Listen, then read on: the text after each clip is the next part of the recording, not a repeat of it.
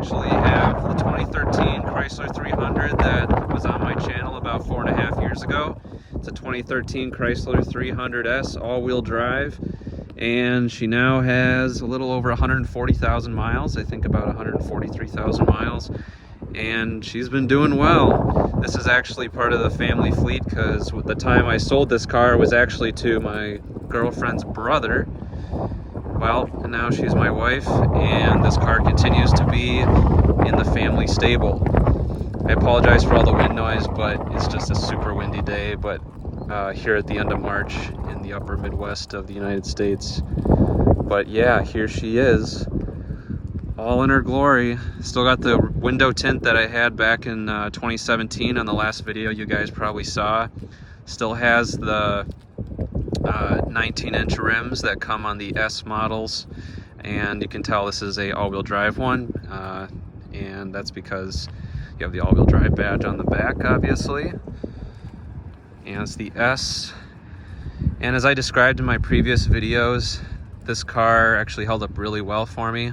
It's gotten a set of new tires, I think just the back tires actually, since I got rid of the car in 2017. And now it has about 45,000 more miles than it did at the time. And it's been pretty reliable. The only actual issue that the car's had is a wheel speed sensor that triggered like the traction control, ABS, and stability control lights to come on. And that was just a rear wheel speed sensor that was replaced for like $100. So it's actually a pretty good deal. And it's actually pretty nice. It's still doing well with no rust. It's been taken really well taken care of. Headlights still work. The function for the turning on the headlamp still works. LED daytime running lights work. Brake lights work. Fog lamps still work, even though those are incandescent fog lamps. And so now this car is almost 9 years old. It was built in June of 2013 at the Brampton, Ontario assembly plant. Actually, just before Fiat Chrysler closed their merger, so this is actually kind of designed and built in the Chrysler era days when Daimler sold them, and Chrysler was on its own for a short time before they got acquired by Fiat. So this is the car, and she's doing really well. Just to step inside, we'll give it a little startup so that way you guys can feel for the sound and everything. It's super windy, so I can't even close the door. But as you can tell, the interior still looks good. No rips or tears on any of the seats. And the sunroof still works, which is the panoramic roof. No cracks or tears in the dashboard. Blind spot monitor still works. Uconnect, I think this is the 3C system. Uconnect 3C still works, has built-in navigation. So no issues there.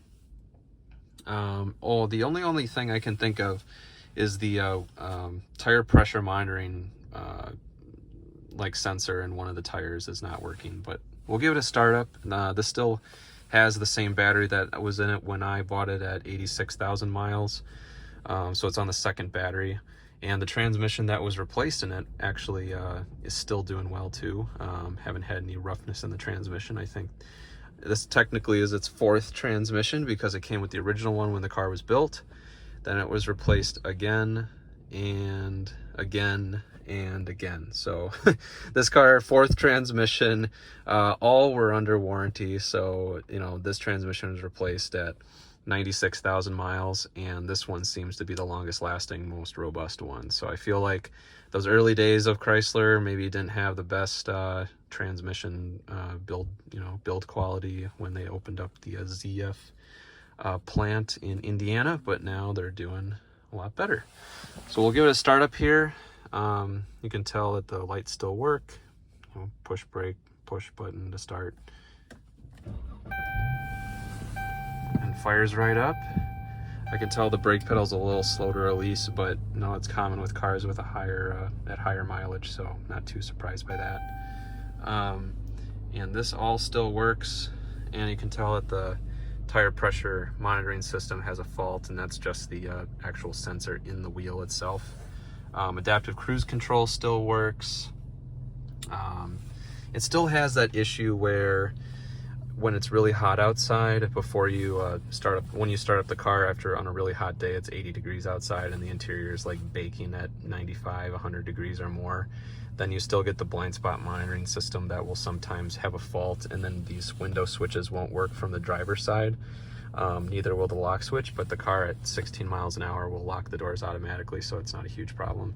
But that it continues, and it hasn't like caused any other issues or a battery drain problem or anything like that. As soon as you turn on the car and drive for about 10 or 15 minutes with the AC blasting, the fault goes away. And I think it's either the body control module or the door regulator module or something in the blind spot monitoring module, something like that.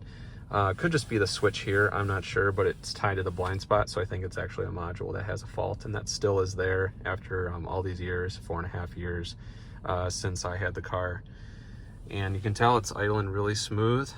It's fully warmed up, and the AC, it blows hot air like literally right away, and this car was off for several minutes before I jumped in it, and it was blowing hot air right away. These cars have great heaters, so they're really good winter cars. Remote start still works in this thing, so that's doing really well.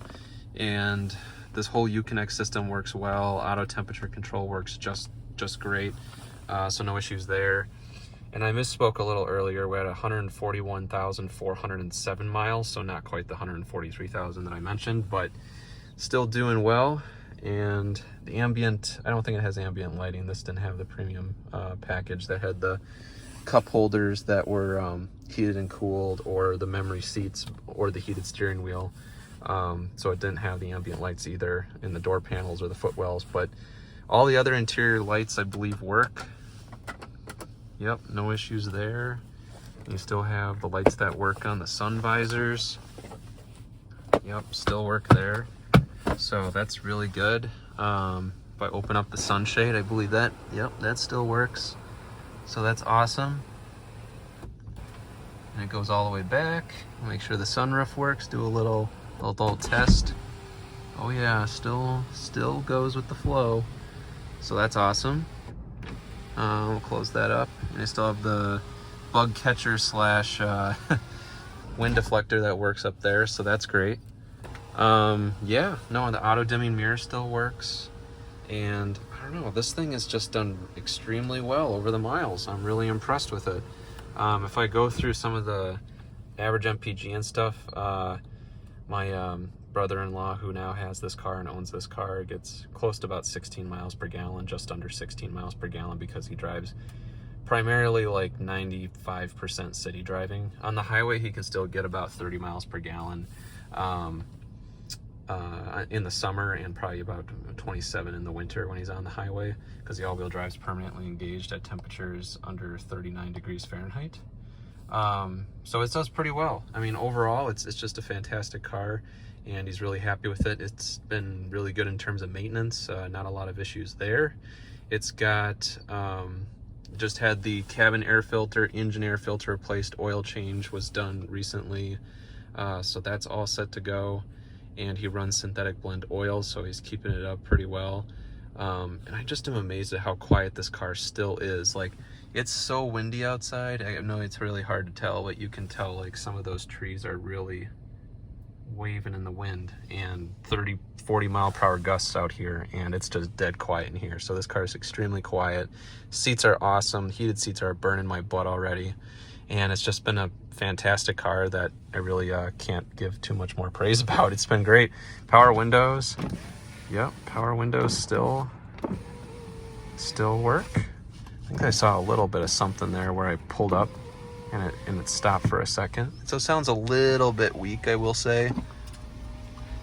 Back windows, oh yeah, those still work just fine. Yep, so those are good to go. Yeah, everything's still working great in this thing. Really impressed overall. He still has the issue where if he hits a bump and it's raining and the rain sensitive wipers are on, the windshield wipers will go really fast back and forth until he turns off the automatic wipers here on the stock and then reactivates them. And that issue occurred when I had the car too, and I think it's a faulty sensor somewhere in the windshield camera system up there, where the sensor is for the rain sensing wipers.